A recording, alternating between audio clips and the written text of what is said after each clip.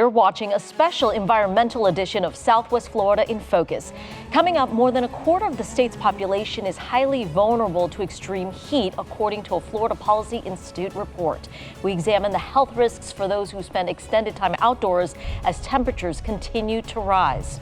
Also, the challenge to confront Florida's growing water shortage. Using reclaimed wastewater is not a clear solution. And how some Southwest Floridians are getting paid to help improve their local water quality while tackling home improvement projects. Hello, I'm Sandra Viktorova. Thank you for joining us.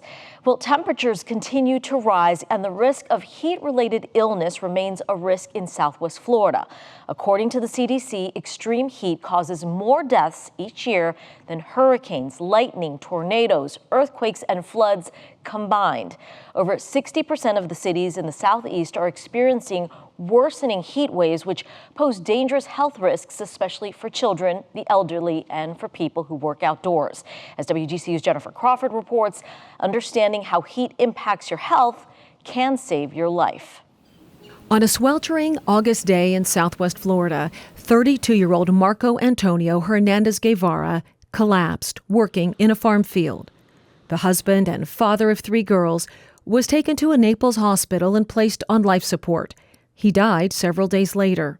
Speaking through an interpreter, Marco's wife says she believes working in the heat caused his tragic death. I lost my partner. My daughters lost their father. And it's a sorrow that will remain in the family. A recent report by the CDC states hot weather contributes to or causes the deaths of more than 1,200 people every year. Cape Coral Emergency Room Dr. Timothy Doherty explains how heat can turn deadly. There was an old commercial when we grew up. This is drugs. This is your brain on drugs. And they would drop an egg onto a frying pan. That is what happens with heat stroke. Your brain is full of protein. At 105 degrees, your proteins of your brain start to gel and break down. The cells of your body start to break down. Your muscles of your body start to break down. That all gets into your bloodstream. That clogs the kidneys. So you can end up with liver failure. You can end up with kidney failure, in addition to strokes. Dr. Doherty says the spectrum of heat illness begins with mild impacts. It starts with like heat cramps. So you get a side splint if you're running and you just rest, drink some Gatorade, you're fine. Then there's heat exhaustion. Now you're getting lightheaded, now you're getting weak because of the orthostatic blood pressure goes down and you pass out. Nausea, vomiting usually is involved. Those patients, sometimes they can be treated at home just with Gatorade, but many times they come to the emergency department and we start an IV. He says the extreme end of heat illness spectrum is heat stroke, classified in 2 categories. The first type is the classic heat stroke. That's the heat stroke that normally little kids get or the elderly get. They come in because they either are too young and their body hasn't developed a way to dissipate heat, or they're elderly and they're on medications that prevent them from doing so. They usually aren't sweating. They're confused, again, coma, seizure. They're the ones who are at greater risk of dying. Dr. Doherty says the second kind of heat stroke is exertional or exercise-induced. They come in profusely sweating, mental status change, seizures. They're the firefighters that are creating more heat than their body can dissipate in a very short period of time. We also see that in laborers up on the roof, high schoolers playing football with all their athletic gear on, but that also comes potentially with significant risk of death. But you can usually treat them very quickly. Concerned about how extreme heat impacts firefighters, the Bonita Springs Fire Department implemented a new heat policy. When the heat index reaches 110, we stop all outside training for that time. Chief Greg DeWitt says they receive alerts similar to lightning alerts to their phones when the heat index hits 110.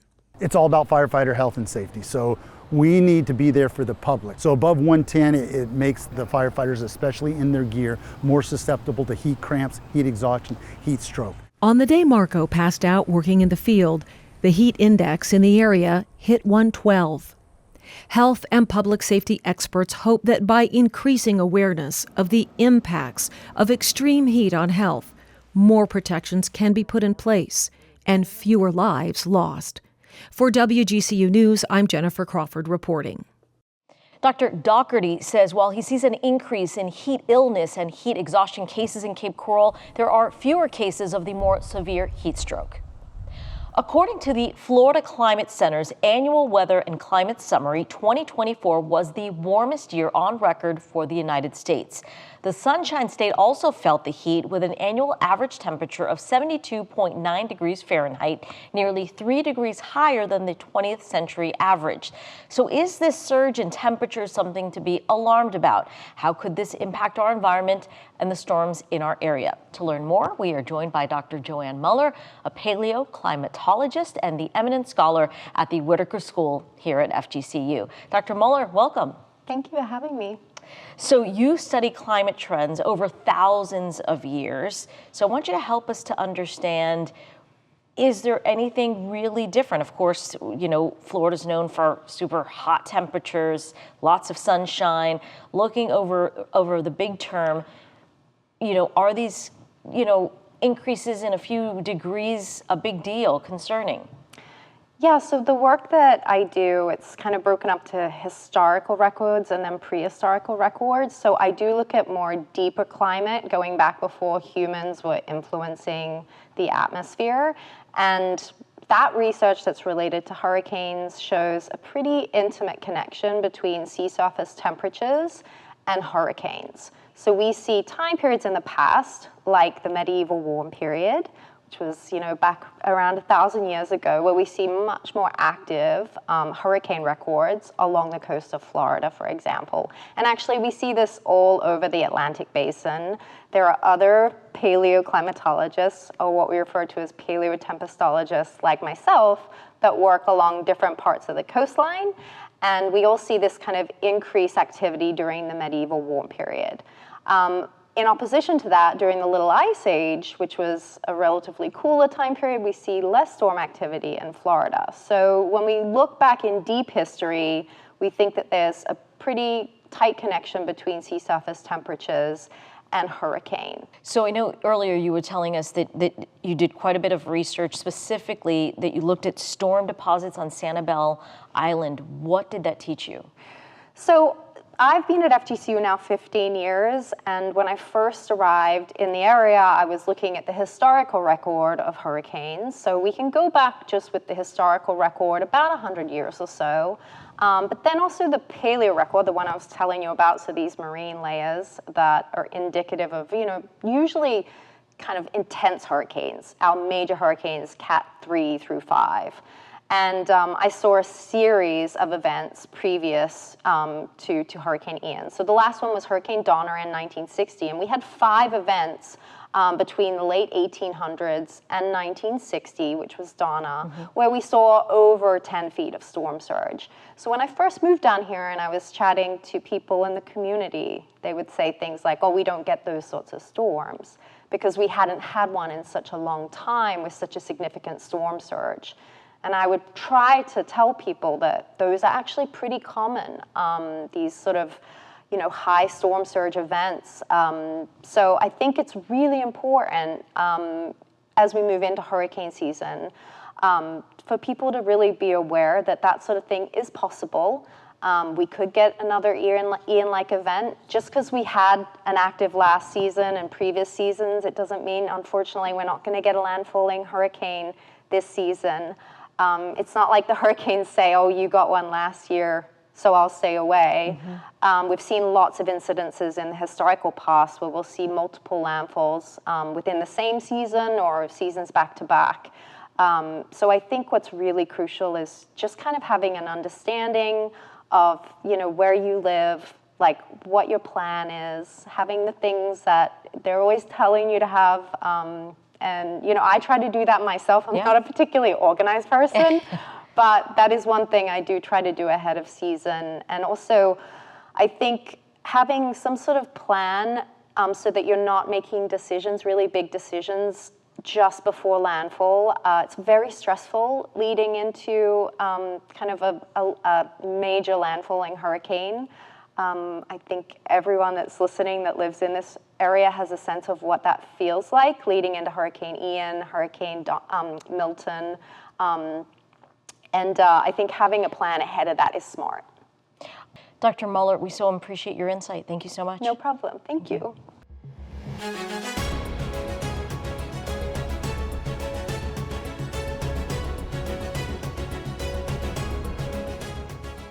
Coming up, most of Southwest Florida is currently in a fertilizer ban, but if you're using reclaimed water on your lawn, those harmful chemicals may still be getting through. A new concern is emerging throughout the Sunshine State, a shortage of drinking water.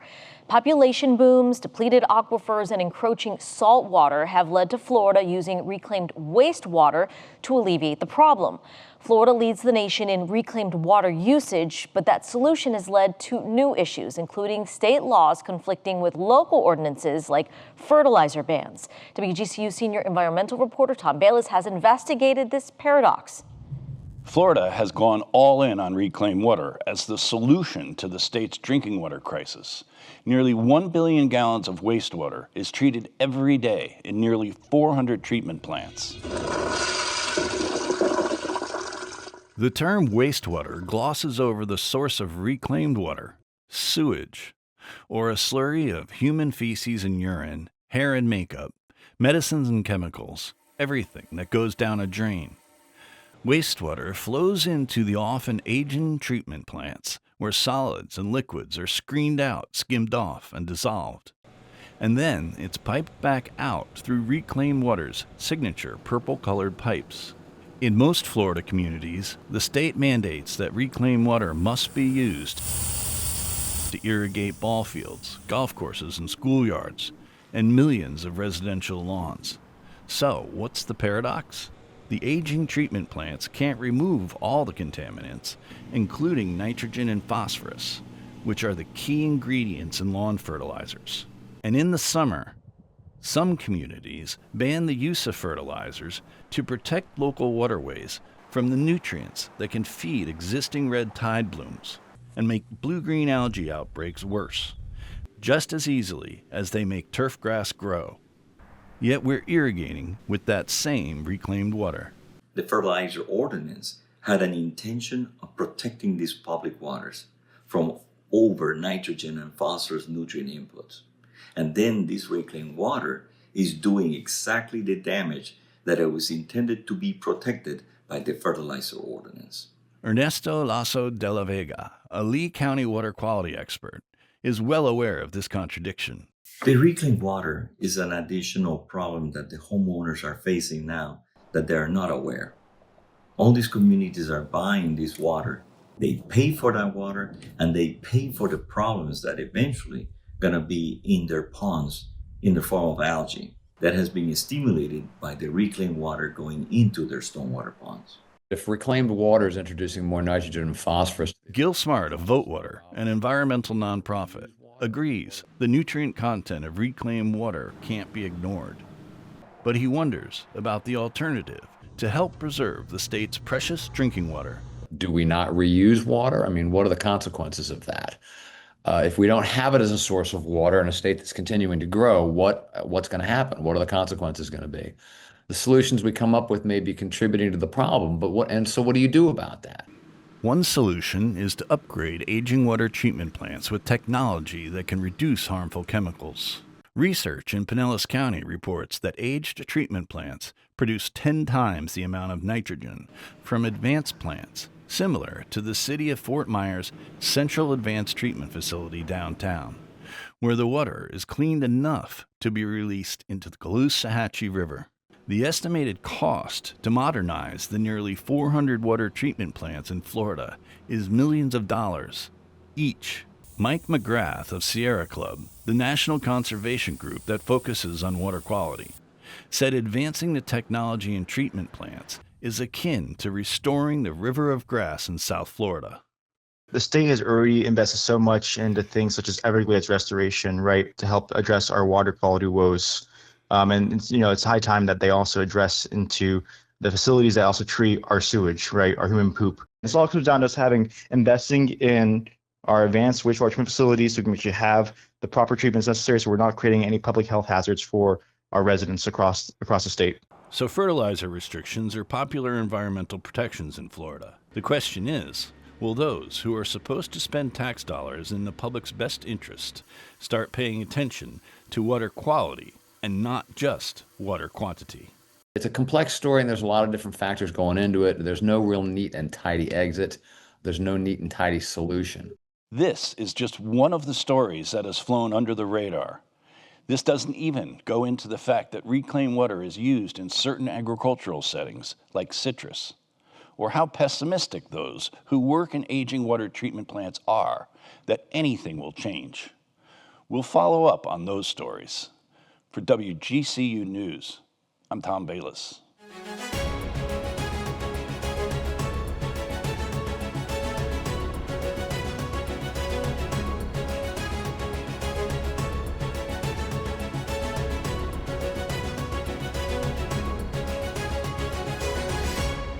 Fertilizers aren't the only concerns in Southwest Florida waters. Combating mosquitoes means those pesticides can make their way into ponds, streams, and even the Gulf. FGCU researchers are looking into how these chemicals are impacting local aquatic ecosystems. WGCU's Pam James brings us the latest dispatch from Kimberly's Reef. Pesticides are necessary to combat mosquitoes in Florida. But as humans continue to modernize methods to control those pests, those methods can cause issues up and down the food chain.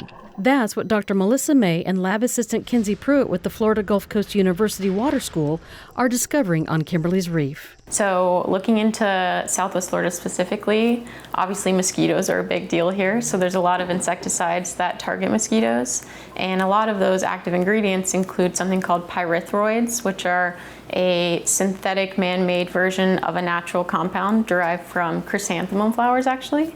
So it seems like it would be very natural and organic. However, there's a man-made version of that compound that is actually very toxic to marine species, specifically fish. And one of the ones we're really interested in is permethrin, which is commonly used as mosquito killer. We have mosquito control that goes around and sprays insecticides, and all of that ends up in the water. Insecticides, and particularly permethrin, can be really toxic for fishes. They don't metabolize it like they do some of the other organic contaminants. And so at really high loads, it can cause mortalities. And so what we're trying to see is, are there pesticides at the reef? Are they getting into fish at the reef? And if it's impacting the physiology of those reef fish. With Kimberly's Reef about 8 miles from shore, the first question for Kinsey was how pervasive those chemicals could be found in Gulf waters by testing the water. So she does from the Caloosahatchee River, from Estero Bay, and then from Wiggins Pass, and samples every 2 miles out to Kimberly's Reef. So we can see if there's like a dose effect. So we would expect the pesticides would be higher closer to shore, and as they move further offshore, they get diluted out. The samples revealed a surprise about where a lot of the pesticides were flowing from. It seems like they're coming from Wiggins Pass instead of from the Caloosahatchee River. And we did find pesticides at Kimberly's Reef in the water. We haven't quantified it yet, but we were able to detect presence. So now the next step is to see how fish are uptaking that, and then what that is doing to their physiology. In the lab, Kinsey gave live fish small doses of pyrethroid permethrin every day for a week. The fish were then terminated to see how the pesticides affected various tissues. And theoretically, more will be in the gill and the liver, mostly the gill, if they're being exposed to it through the water. Obviously, their gills. And then the muscle is more like long-term storage, so if it stays in their body long enough, it'll get worked into that. Testing for pesticides could have broader impacts in various waterways, especially estuaries like Estero Bay, where juvenile fish live in nurseries. They could accumulate those pesticides and then move out to the reef as adults, sort of migrating outwards towards the open waters, and take those pesticides there. And then, for instance, a bigger fish could eat that fish, and then it could slowly work its way up into the possible human food web. Kinsey's research at the water school is ongoing and could help in the future health of Southwest Florida waters. So I think here we tend to blame everything on the Caloosahatchee and Lake Okeechobee, but there's lots of other impaired waterways that can contribute to pollution. And so her study will help us understand where those are coming from, which could help with management practices. And you can learn more about the research on Kimberley's Reef on WGCU.org or on the WGCU app. Well, coming up, adding eco-friendly renovations to your home and getting paid to do it, how some locals are making environmentally conscious adjustments and getting cash from their county. In Sarasota County, residents are getting paid to be good to the environment. The area is joining a nationwide initiative where communities give property owners cash incentives to take on home projects that increase the amount of stormwater their yards absorb and filter. It's called the Rain Check program. Yeah, lots of bees coming around. Lots and this of bees. guy's done really well. Helping this new garden to blossom is a passion project for the Wilson family. Working on it was very therapeutic, learning about all the plants, but seeing the water come out, we come out every time it rains, like, how's it doing? This rain garden is about being good stewards to the environment, a smarter way to handle the rush of water coming out of this downspout when it rains. So the rain garden prevents stormwater from leaving our property and going out into the street, because it goes out in the street and there's oil and there's chemicals and there's fertilizers, which then needs to be treated by the county. Instead, it goes straight down into the ground. It gets filtered naturally. Sarasota County believes so much in projects like this, it paid for almost the entire thing. I think it's great. I mean, we spent $527 and then received $500 from the county through the Rain Check program. Through this county rebate program, property owners are reimbursed for a variety of eco-friendly projects, from $500 for rain gardens and bioswales to up to $5,000 to replace impervious driveways and sidewalks with ones that allow water to seep through.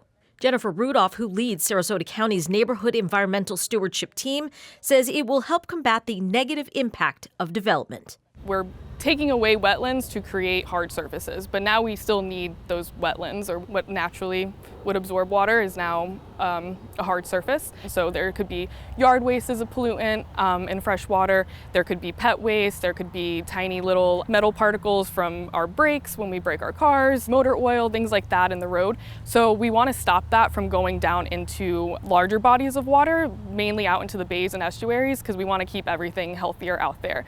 Rudolph says it's helped her deal with a problem in her own backyard that sits near a drainage pond. My backyard was really eroding away and going into the stormwater pond before this, taking with it pollutants from everybody else's house. Every single time it rained, more would rush. And you could look on the other side of the fence and see like a pile of sediment sitting there. So it was very obvious that we needed to do something. And then Rain Check kind of fell into my lap, and it was like all meant to be. She received $500 to create a bioswale. So with frog fruit and sunshine mimosa, they don't need to be watered all the time, and they'll spread and be happy even if it is a drought. So I put them in there because I knew that they would help stabilize the ground more than grass would, because grass was just not staying. And it's cheaper than maintaining a lawn. It rains, it grows, and everything's happy.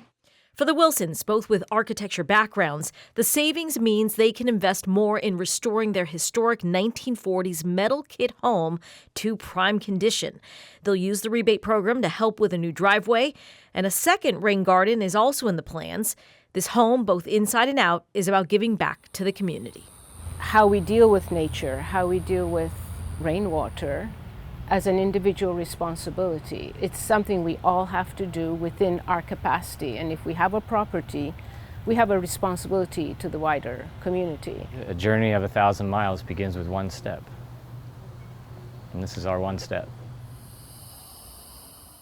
Most Sarasota County residents can participate, getting both financial and expertise help with 2 projects. It is first come, first serve. And for a list of the projects and qualifying requirements, you can go to WGCU.org.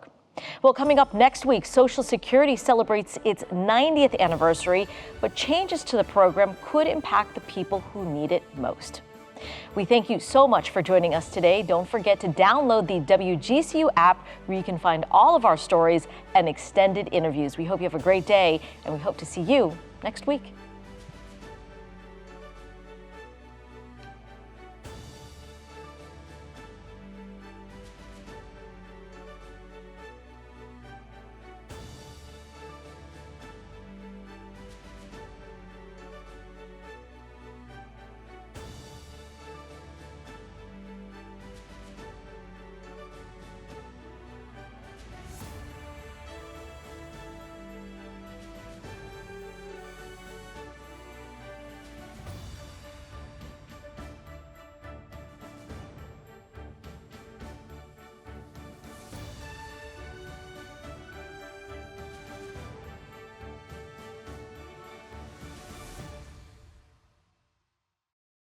Thanks for watching. We've got more great content for you, from news to the arts to the environment. So be sure to like and subscribe to WGCU's YouTube channel and follow us on our social media platforms for the stories that matter to you.